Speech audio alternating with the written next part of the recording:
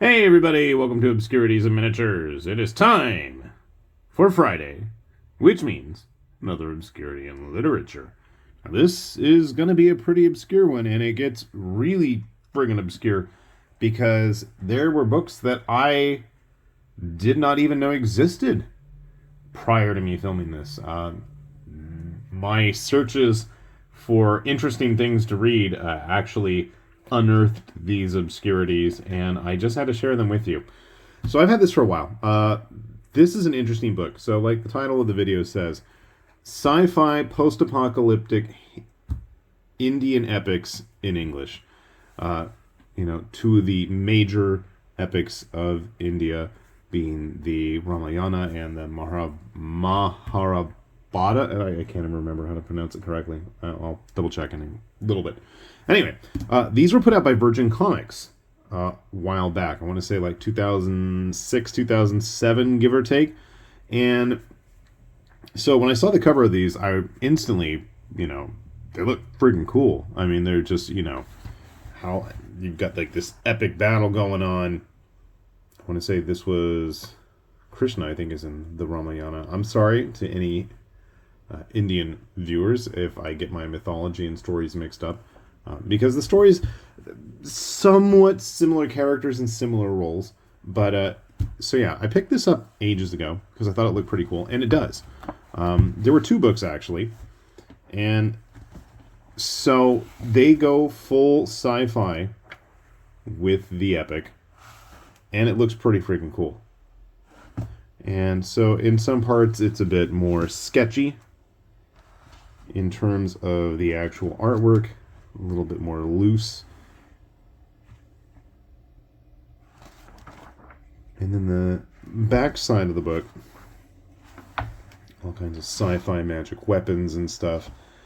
The backgrounds at times are a little sparse and give me a mid-90s 2000 AD vibe. But when they really put some effort into it, it looks really cool. And what's interesting is, so all of the books themselves are done by authors of Indian descent, which is absolutely fitting. But it's something that, at least in the English-speaking world, we don't get to see a whole lot of.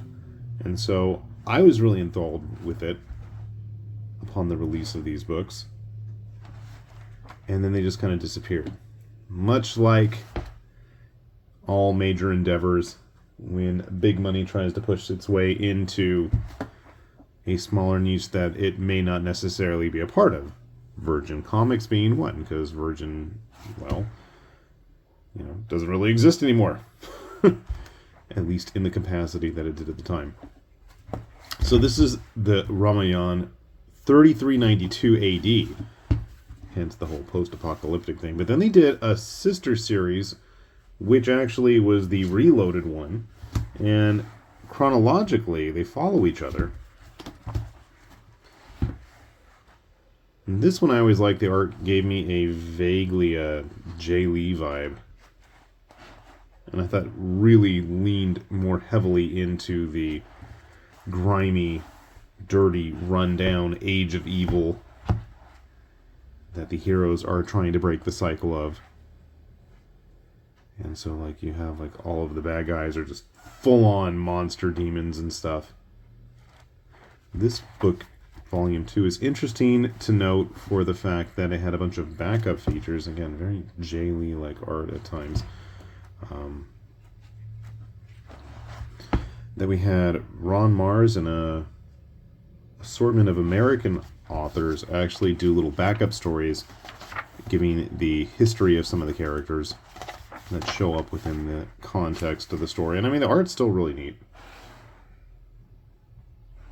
Everybody around the world can appreciate a really cool sci-fi fantasy epic. But that's not actually what I wanted to talk about for this video. Like I said, I've had these for a while. Haven't read them in ages, so I probably should have done that prior to starting to film this. But, time is of the essence. Let's get to the book that I really wanted to talk about. And that's Grant Morrison's 18 Days. So I've had this one for a while, too. Now, this book, definitely on the more obscure side. It kind of came and it went. So the idea behind this was that Morrison was going to pitch a TV version of what's it called? The Mahabharata. Mahabharata. Okay. And I'm sure my pronunciation's awful, but that's beside the point. So anyway, this was like his kind of Bible, so to speak, of all the background stuff that was going to go into the involvement of said story. So you can see Dynamite put it out. So the other books were, like I said, 2007, 2008, and this thing is huge. And when I saw it in the stores, the first thing that caught my attention was, number one, it's big, but number two, it's long. So it's almost like maybe a book and 3/4 width. But like I said, and then there's the kicker, book one. It's almost more of just a background reference work. And the artwork by Mukesh Singh is just absolutely gorgeous.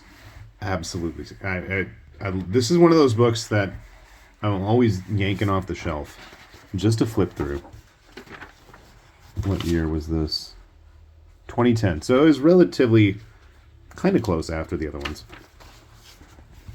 And again, in this book in particular, you can really see, and this has nothing to do with the Ramayana Reloaded 3392 AD books. Nothing to do. No overlap, I think, even between the creative teams involved.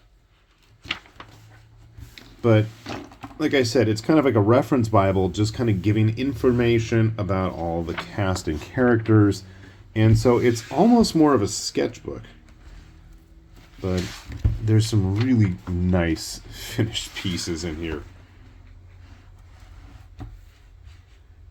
So I mean, if you want some flavorful artwork from a different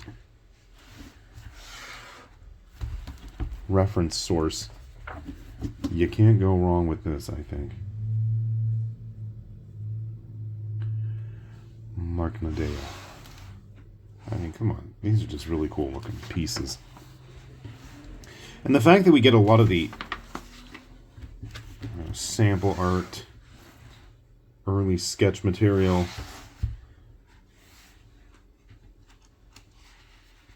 That's not Arjuna. I think Arjuna is in the other story. Arjuna and Karna, or this one? I don't remember. I'll have to go back and look. See, it's got like, zoom into Screaming Mouth stuffing itself with rotten food remains. And it's just like you've got like almost all the script details in here.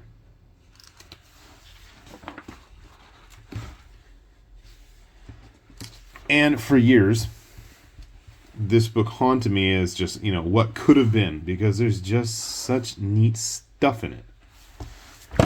But then I found out that they actually did do something with it. I thought, oh yeah, it's just whatever.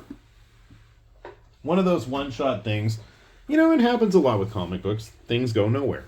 But it turns out I was totally wrong. I didn't know this existed.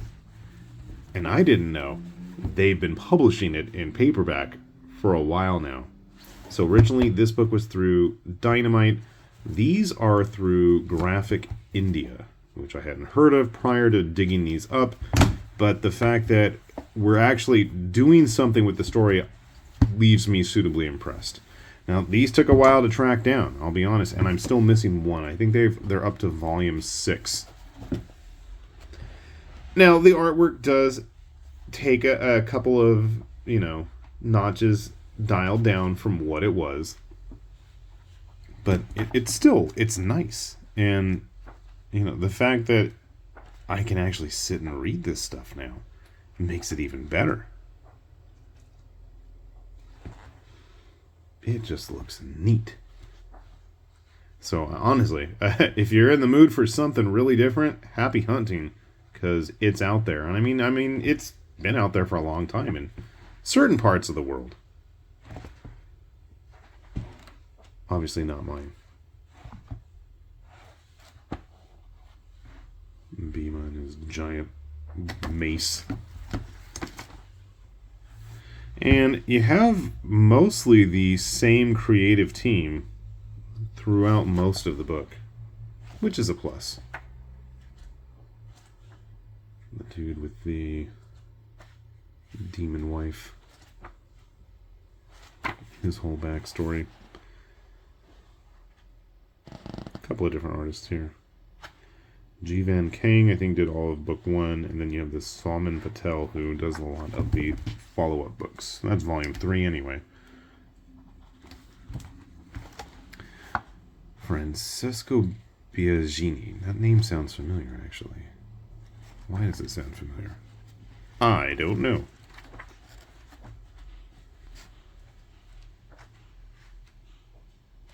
I was thinking the guy that worked with Morrison on Seven Soldiers of Victory, but I think that was it was a different Italian artist.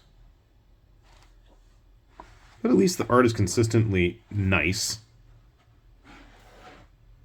Plenty of monsters, plenty of high-tech mayhem. You do still see some of the philosophical waxing and, I mean, there is still that aspect of religion to the books. But it's just kind of neat to see. I honestly, like I said, did not know that this existed. I have not finished these yet because I literally got them just the other day in the mail. And I was like, I don't even know how I came across this. I was looking for something else. And then I stumbled across this. And I was like, oh my God, it exists. It really exists. And I need to read this. 2017, so, quite a few years after the original publication of this book, underneath all this. Now, maybe if you're like me and you like hunting for this stuff, maybe you're going to find a nice score. I mean, I don't remember where I feel like I bought the Virgin books on vacation somewhere. I feel like I got them in Boston or something when I went to visit my brother when he was living there prior to being in Japan. I had them for a while. I don't know. Maybe not. The years don't line up. Okay, I don't know. I'm rambling, but yeah. So, not as recent, more recent. And if you guys have any other stuff that sounds like it might be worth me tracking down in a similar vein, by all means, please let me know in those comments below. So yeah, I have got my reading material cut out for me because obviously I'm going to go back and reread these, even though they have nothing to do with the story. It's just going to be for some fun sci-fi Indian epics, I think. So yeah, wish me luck. And with that said then, this has been High Lord Tamberlane with Obscurities and Miniatures, saying thanks for watching, and we will see you back here soon. Bye-bye.